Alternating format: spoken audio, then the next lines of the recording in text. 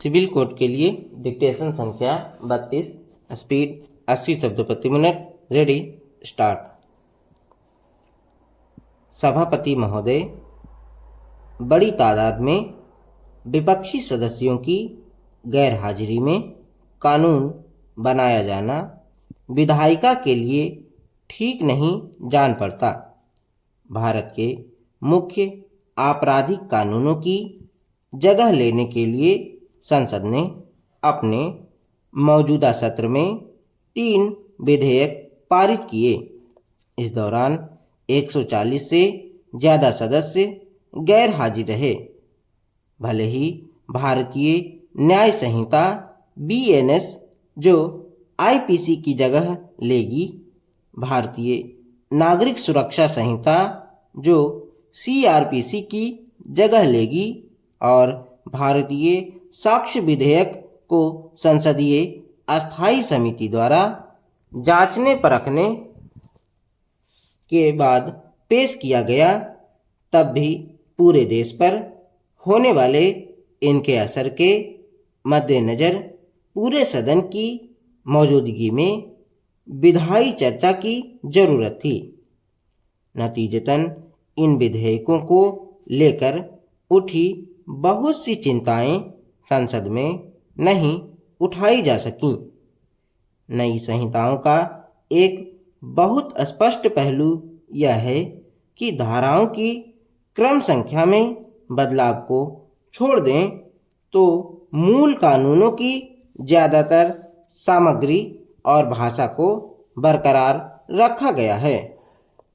हालांकि केंद्रीय गृह मंत्री अमित शाह का यह दावा है कि IPC, CRPC और एविडेंस एक्ट की औपनिवेशिक छाप को एक विशुद्ध भारतीय कानूनी ढांचे के जरिए हटा दिया गया है।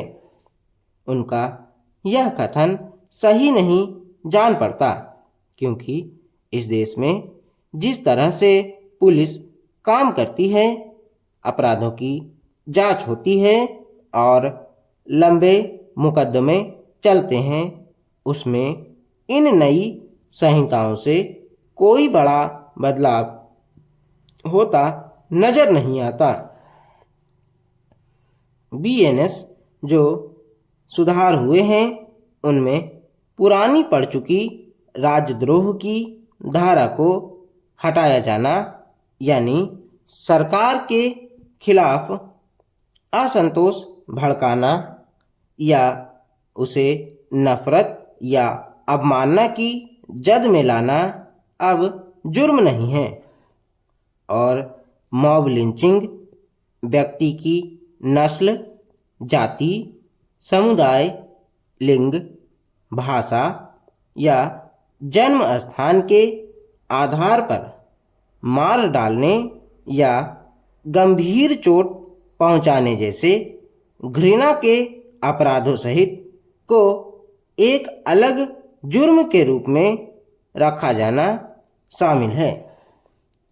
एक अन्य सकारात्मक खूबी यह है कि व्यभिचार की धारा को लिंग निरपेक्ष जुर्म के रूप में वापस लाने की पैनल की सिफारिश को सरकार ने दरकिनार कर दिया है।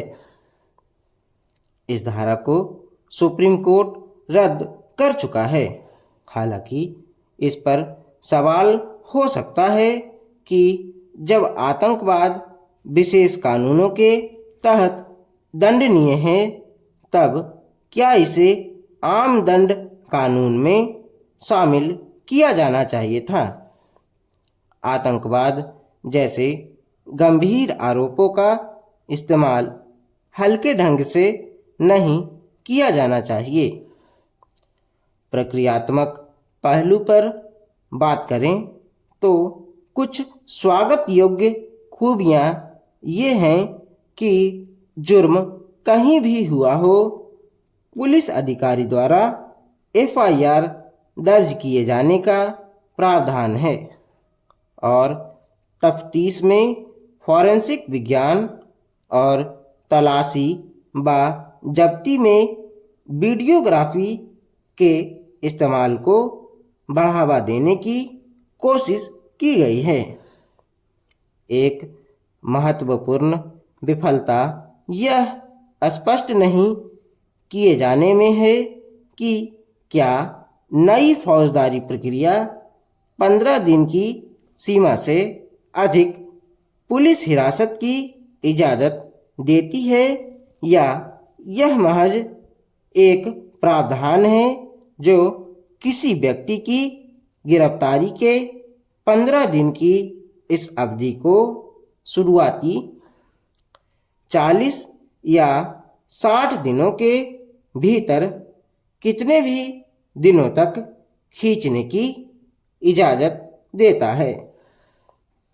आपराधिक न्याय प्रणाली की तमाम खामियों से निपटने वाले एक कानूनी ढांचे के लिए बिना किसी दृष्टि के कानून में संशोधन नहीं किए जा सकते।